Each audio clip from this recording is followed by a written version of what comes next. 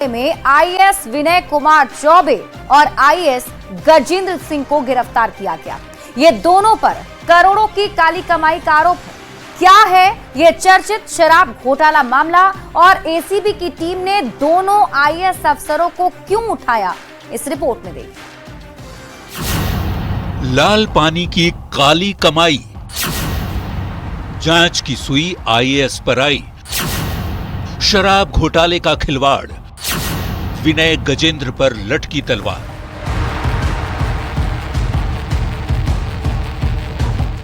झारखंड के चर्चित शराब घोटाला मामले में मंगलवार को एसीबी ने बड़ी कार्रवाई की। एंटी करप्शन ब्यूरो की टीम ने मुख्यालय में आईएएस विनय चौबे और आईएएस गजेंद्र सिंह से पूछताछ की, फिर दोनों को गिरफ्तार कर कोर्ट में पेश किया। इन दोनों आईएएस अफसरों पर शराब नीति में गड़बड़झाला कर झारखंड सरकार को करोड़ों का चूना लगाने का आरोप है। उत्पाद सचिव और संयुक्त आयुक्त रहते दोनों ने शराब नीति में बदलाव कर करोड़ों की अवैध कमाई की थी। प्रश्न में आईएएस विनय चौबे या फिर गजेंद्र सिंह, इन दोनों के ठिकानों पर ईडी के द्वारा छापेमारी की गई थी और कई अहम दस्तावेज के साथ साथ इस शराब नीति से जुड़े हुए कई अहम जानकारियां जो हैं वो ईडी को मिली थी। आईएएस विनय चौबे पर आरोप है कि साजिश के तहत झारखंड की आबकारी नीति में फेरबदल किया, देसी विदेशी शराब का ठेका सिंडिकेट के लोगों को दिया, नकली होलोग्राम वाले शराब की सप्लाई कर अवैध कमाई की और झारखंड सरकार को करोड़ों का नुकसान पहुंचाया। झारखंड उत्पाद नीति में छत्तीसगढ़ की एजेंसियों को काम दिया। छत्तीसगढ़ की एजेंसियां करीब 2 साल तक काम करती रही। सप्लाई के नाम पर इन कंपनियों से करोड़ों का कमीशन लिया गया और धोखाधड़ी कर झारखंड सरकार को करोड़ों का नुकसान पहुंचाया। यहाँ कहते हैं ना, हमाम में सब नंगे हैं, यहाँ तो लगता है शराब में सब नंगे हैं। इस बात की पूरी गहरी जांच होनी चाहिए, तहकीकात होनी चाहिए। मुझे लगता है इसके तार सत्ता के शीर्ष तक जुड़े हुए हैं। ये पूरा मामला क्या है, जरा इसे समझिए। ये केस 31 मार्च 2022 से लागू नई शराब नीति से जुड़ा हुआ है। सबसे पहले जनवरी 2022 में उत्पाद नीति को बदलने का प्लान बना। नई शराब नीति में बदलाव कर फायदा पहुंचाने का आरोप है। छत्तीसगढ़ के शराब सिंडिकेट के लोगों को फायदा पहुंचाया गया। शराब सप्लाई में छत्तीसगढ़ के अधिकारी और व्यापारी शामिल रहे। छत्तीसगढ़ के अफसरों के साथ उत्पाद सचिव की बैठक हुई थी। तब आईएएस विनय चौबे ही तत्कालीन उत्पाद सचिव थे, जिन्होंने रायपुर में शराब कारोबारियों और अफसरों के साथ बैठक की। इसलिए सीबीआई या ईडी जब इस मामले को इन्वेस्टिगेट करेगी, जब इसकी तहकीकात करेगी, तब जाकर के मालूम चलेगा कि शराब का जो घोटाला झारखंड में हुआ है उसकी जड़ें कितनी गहरी है। शराब घोटाला मामले में सबसे पहले छत्तीसगढ़ की आर्थिक अपराध इकाई ने केस दर्ज की थी। रायपुर में दर्ज एफआईआर के आधार पर ईडी ने ईसीआईआर किया। आईएएस विनय चौबे और गजेंद्र सिंह के ठिकानों पर छापेमारी की और मंगलवार को दोनों को अरेस्ट कर लिया गया। मनरेगा घोटाले की आरोपी आईएएस पूजा सिंघल और जमीन घोटाले के आरोपी आईएएस छवि रंजन के बाद शराब घोटाले के आरोपी आईएएस विनय चौबे और आईएएस गजेंद्र सिंह का भी नाम झारखंड के 4 दागी आईएएस अधिकारियों की लिस्ट में शुमार हो चुका है। रांची संवाददाता ओम प्रकाश के साथ ब्यूरो रिपोर्ट, न्यूज़ 18। तो दोनों आईएएस ऑफिसर्स को गिरफ्तार कर लिया गया है और पूरी खबर पर अपडेट के लिए सीधे जुड़ते हैं। होटवार जेल रांची के बाहर से हमारे साथ जुड़ रहे हैं न्यूज़ 18 संवाददाता ओम प्रकाश। ओम प्रकाश, आगे क्या कार्रवाई होनी है और एसीबी की टीम की तरफ से आगे क्या किया जाना है, क्या अपडेट इस मामले पर?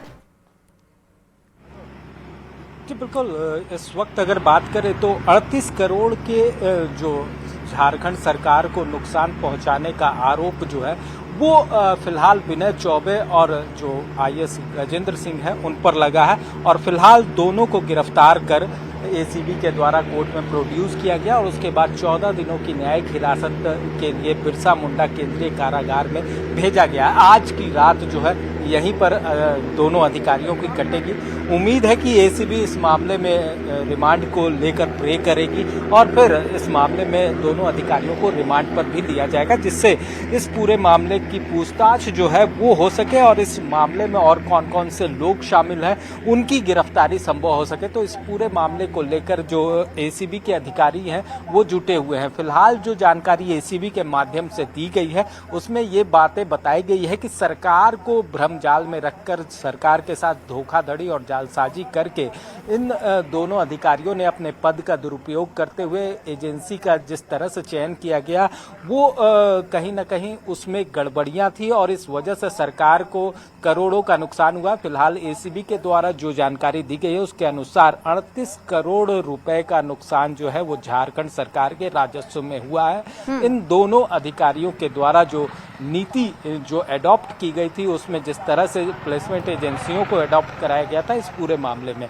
फिलहाल अब दोनों अधिकारियों की रात तो आज जो है बिरसा मुंडा केंद्रीय कारा में कटेगी। बता दें कि विनय चौबे एक समय रांची के डीसी हुआ करते थे और कभी इसी जेल में वो छापेमारी किया करते थे, लेकिन आज जिस तरह से छवि रंजन जो कि रांची डीसी थे वो गिरफ्तार हुए थे और उनके द्वारा भी इस जेल में कभी छापेमारी किया जाता था तो वो भी इस जेल के अंदर मौजूद हैं। तो अब वहीं इसी जेल में जो है वो आईएएस विनय चौबे जो कि वर्तमान में एक वरीय अधिकारी हैं। ठीक है ओम प्रकाश, आप इस खबर पर नजर बनाकर रखें, आगे भी इससे जुड़ा अपडेट हम दर्शकों तक पहुंचाते रहेंगे। शुक्रिया इस अपडेट के लिए।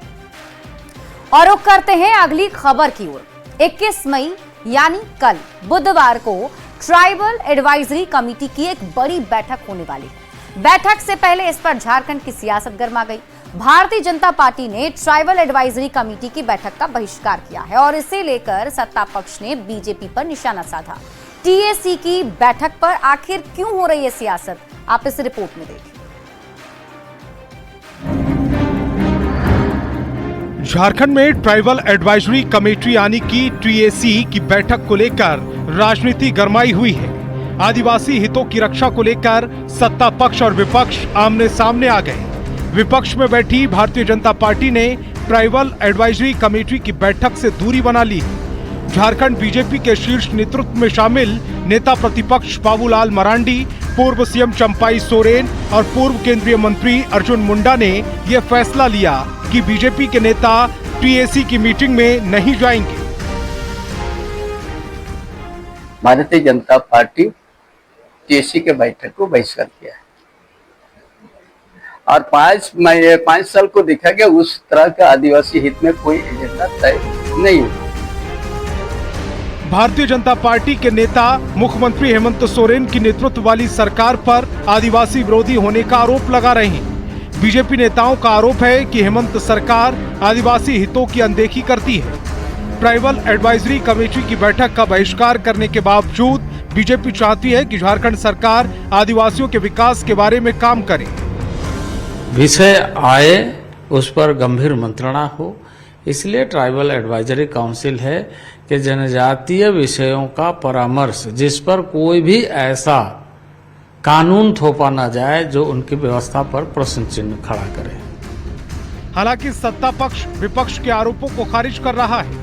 हेमंत सरकार में शामिल कांग्रेस भारतीय जनता पार्टी के नेताओं को ये सलाह दे रही है कि बीजेपी के नेता ट्राइबल एडवाइजरी कमेटी की मीटिंग में शामिल हों और इस अहम बैठक में आदिवासी हित से जुड़े मुद्दों को उठाएं।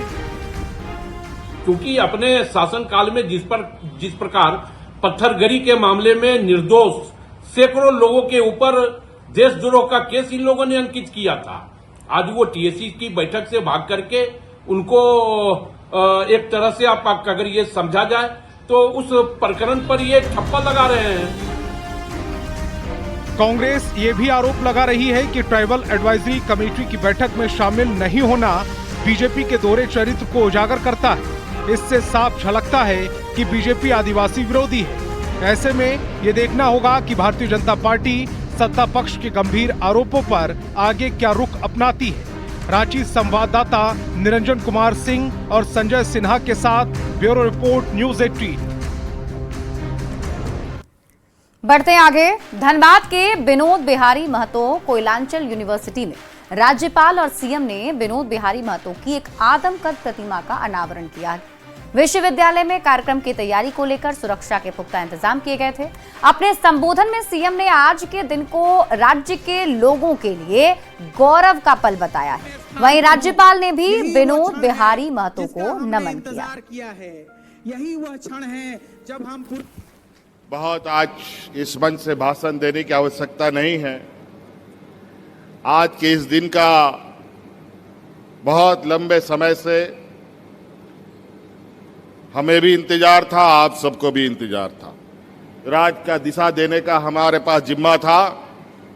उसी समय हमने हजारीबाग विश्वविद्यालय से इस कोयलांचल को हटाकर यहाँ पर कोयलांचल विश्वविद्यालय बने, इसकी परिकल्पना हम लोगों ने शुरू करी थी, इसका नींव रखा था।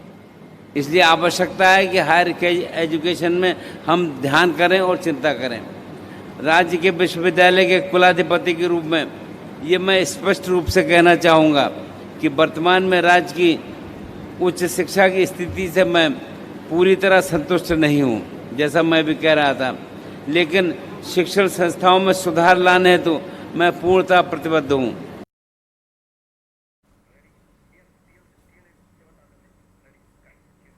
और इस बीच रुक कर लेते हैं बड़ी खबर की ओर। जमशेदपुर से आपको इस वक्त की एक बड़ी खबर बता दें, निर्माणाधीन इमारत की छत गिर गई। 3 मंजिला इमारत की छत गिरी है और मलबे में दबी 3 महिला मजदूर। स्थानीय लोगों ने तीनों का रेस्क्यू किया है। तीनों महिला मजदूर की हालत नाजुक बताई जा रही है और तीनों का एमजीएम अस्पताल में इलाज चल रहा है।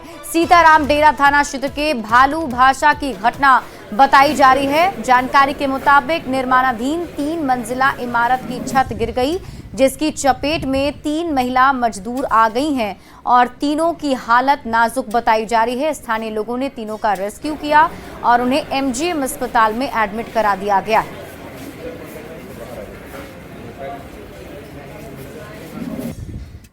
और इसी के साथ